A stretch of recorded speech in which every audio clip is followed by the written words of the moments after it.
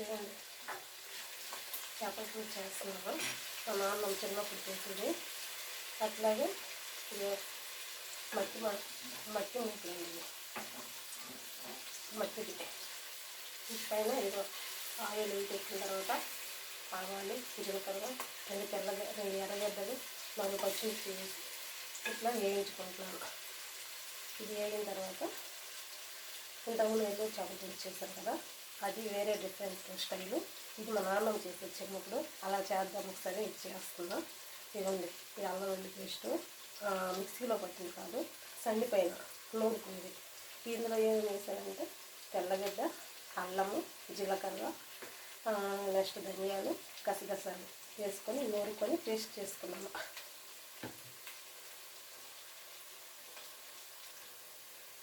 అవుతున్నాయి కదండి. చేపలు చూపిస్తారు. చేపలు చూడండి, ఈ కలవలు అంటారు. చిన్నప్పుడు మా నాన్నమ్మ ఉండేటప్పుడు ఏంటంటే కలవలు సన్నగా చిన్నగా ఉండేవి, కానీ చాలా ఇసుక ఉండేది. ఇదేంటి అట్లే లేదండి. ఇది చూడండి, చాలా నీట్గా ఉన్నాయి. ఇవేంటి కిలో 200.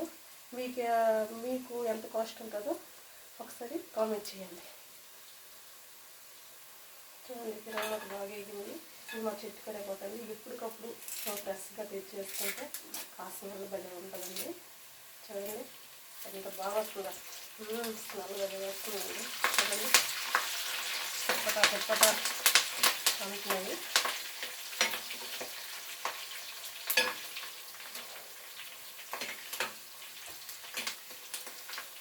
వేరే కదా చింతపండు కలిపి పెట్టుకున్నాను.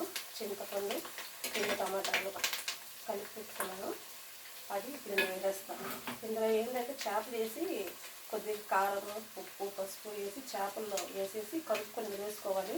కానీ ఇది మట్టి మూకులు కాబట్టి నేను అట్లా కలుపుకొని వేసుకోలేను కాబట్టి ముందు చింతపండు రసం వేసుకున్నాను. చింతపండు రసంలోనే ఉప్పు, కారం, పసుపు వేసుకున్న తర్వాత అది కొద్దిగా బాయిల్ అవుతుంది కదా, బాయిల్ అయిన తర్వాత అప్పుడు చేపలు వేస్తా. చింతపండు రసం ఎండక్క ఇంత వాటర్ ఉందనుకుంటారేమో. ఇది మనకు ఉడికిన తర్వాత చికెన్ అవుతుంది. ఇందులో ఉప్పు, కారం, పసుపు వేసుకుంటా. ఇందులో పసుపు, కారం వేసాను, బాయిల్ అవుతుంది. ఉప్పు వేసుకోలేదు, ఉప్పు వేసుకుంటా. చూడండి, కల్లుప్పు టేస్ట్ తగ్గ చూసుకొని వేసుకుంటే సరిపోతుంది.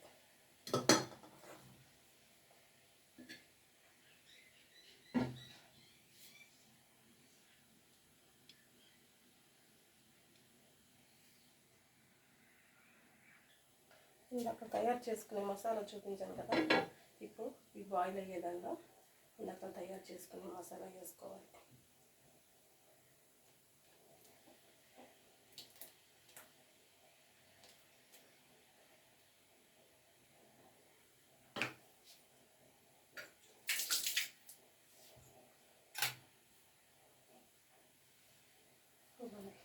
ఇట్లాగా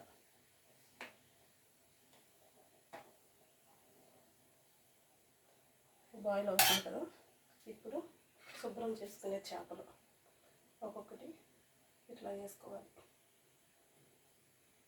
మీకు ఈ చేపలు ఎంత కాస్ట్ పడతాయో కామెంట్ చేయండి.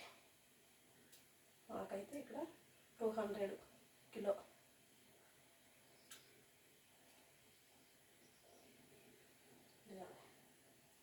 శుభ్రం చేసుకున్న చేపలు ట్రై చేస్తాను. ఈ టేస్ట్ ఒకసారి ట్రై చేయండి, చాలా బాగుంటుంది. ఇది మా చిన్నప్పుడు మా నాన్న చేసింది. ఇప్పుడు ఒకసారి చేద్దాం అట్లాగే అనేసి నేను చేస్తున్నాను. ఇది ఇప్పుడే కలుపుకోవాలండి గరిటతోని. మళ్ళీ తర్వాత కలుపుకుంటామంటే అంటే పీస్గా వచ్చేస్తుంది. ఇప్పుడు వేసాం కాబట్టి ఇప్పుడు ఫ్రీగా కలుపుకోవచ్చు. ఇప్పుడు మనం ఏంటంటే ఉప్పు, కారం ఒకసారి చూసుకొని సరిపోతే ఏవైనా వేసుకోవచ్చు. ఇంకా నేను ఇప్పుడే చేపలు వేసాను కాబట్టి ఇటు చూడను, కొద్దిసేపు పైన వచ్చేస్తా. ఇదిగోండి, మూత పెట్టుకుంటున్నాను.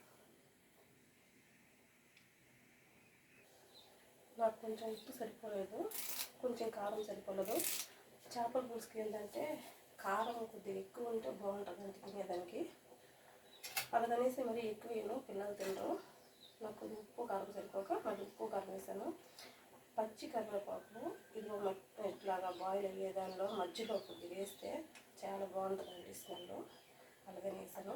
మీరు కూడా ఒకసారి ట్రై చేయండి ఈ చేపల పులుసు. చేపల పులుసు చూడండి, చేపల పులుసు చాలా బాగా వచ్చిందండి. మీరు కూడా ఒకసారి ట్రై చేయండి, మీకు తప్పకుండా వస్తుంది.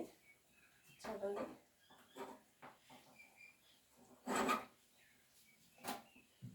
చూడండి, ఇందులో లాస్ట్ చేపల పులుసు అయిపోయింది. కొత్తిమీర వేసుకుంటున్నాను. ఏళ్ళక్క ఏ నాన్న కొత్తిమీర కూడా వేసేదా అనుకోగలరు, అప్పుడు కొత్తిమీర ఏం లేదండి. కానీ నేనేంటంటే కొత్తిమీర వేస్తున్నాను. కొత్తిమీర వేస్తే చాలా బాగుంటుంది. కానీ నేను మరి కొద్దిగా ఎక్కువ వేస్తానండి. కొత్తిమీర అంటే నాకు ఇష్టం కాబట్టి కూరలో వేసుకుంటే ఎక్కువ వేస్తాను కొత్తిమీర. చాలా బాగుంటుంది వేసుకుంటే. మీరు కూడా ఒకసారి ట్రై చేయండి, లైక్ చేయండి, సబ్స్క్రైబ్ చేసుకోండి.